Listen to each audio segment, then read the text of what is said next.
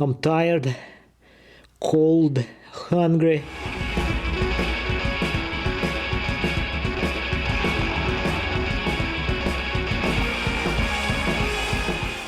Hey everyone, welcome to my channel. Today I will try to make a really short video because it's not really going to be useful to anyone. This is a German engineering and made in Germany. This is my brand new coilover kit, ZF-Sachs, made in Germany, like I said. But the thing that I noticed, this is the rear, lower control arm, toe arm, and this is the mainspring. It's a two-piece design. It's got a mainspring and it's got a helper spring. That helper spring is just a helper spring. It's got no rate. It doesn't affect the mainspring's rate. It's just taking up the space. In any case, what I noticed here, and you can see this helper spring here, it's kind of sitting sideways slightly, and I don't like it. It may be okay, it may work just fine. The other side looks better. So long story short, I decided to fix it, and I think I have a solution for this problem. And I hope this little box contains the solution to this problem. This is a Swift product, like I said, and that's what it is. These are more or less helper springs type of a spring, I guess. And that's the thing that I hope will fix that helper spring problem. So what I'm going to do, I'm going to take out those helper springs that came with the kit, and I'm going to replace them with these Swift springs. These are not helper springs. They are called something else, and I forgot what they are called. Package two pieces like this. They are 60 millimeters diameter. They also have two couplers. So in a nutshell, this goes on the washer, and hopefully it's slippery enough. Swift makes helper springs. They are softer and such. These are fairly, I think this is a 4-kilogram spring. Well, in any case, long story short, I'm probably not going to show how to take things apart and such and such. So let's get to it. Let's remove a bunch of things, get the car up in the air, and replace those helper springs with these. And for no reason whatsoever, I wanted to show you a couple of things.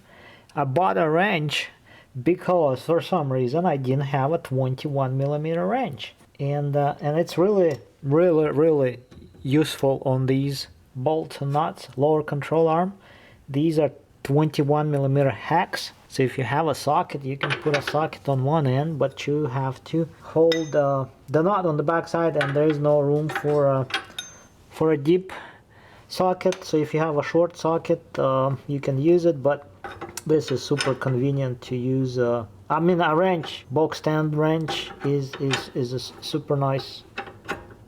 It fits nicely here, and the length of this wrench is just so perfect. You can apply so much torque to it by your hand. It's a G-door, and of course it's made in Germany, and this thing is slim. This end is somewhat 25 degree. This open end is straight. And the other thing that I'm going to do, I'm going to replace this bolt on the trailing arm. This is a steel bolt and a steel nut. I'm going to replace this with a titanium bolt and nut. This is more of a rust-proof material. It's also lighter, and besides that, it looks really cool.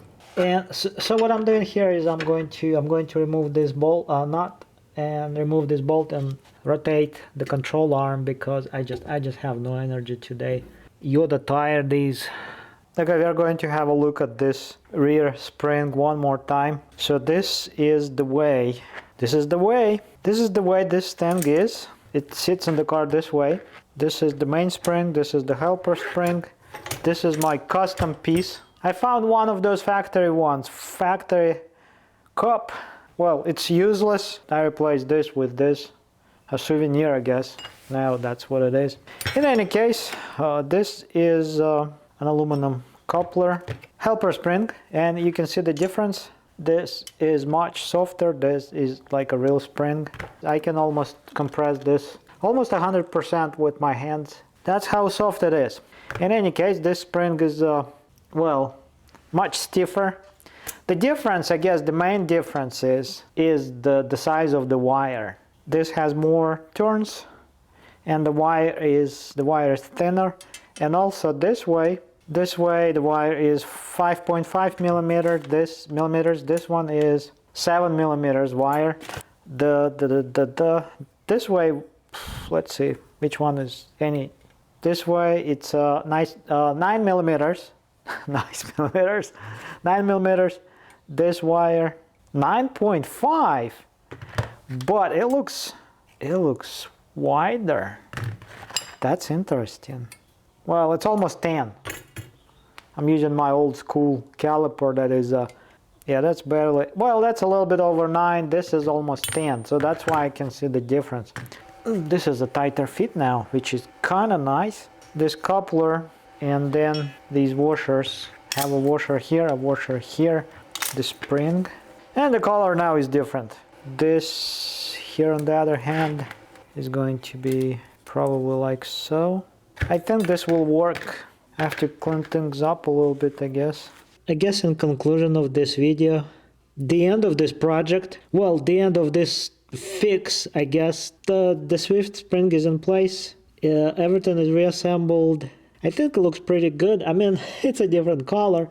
The spring is fully collapsed, but it looks fairly straight, unlike the other helper spring that was here. Well, this is not a helper spring, this is a spring. So I guess this is it for this video. Thanks for watching. Subscribe to my channel, like or dislike this video, say something in the comments, and I guess I will see you sometime in the future.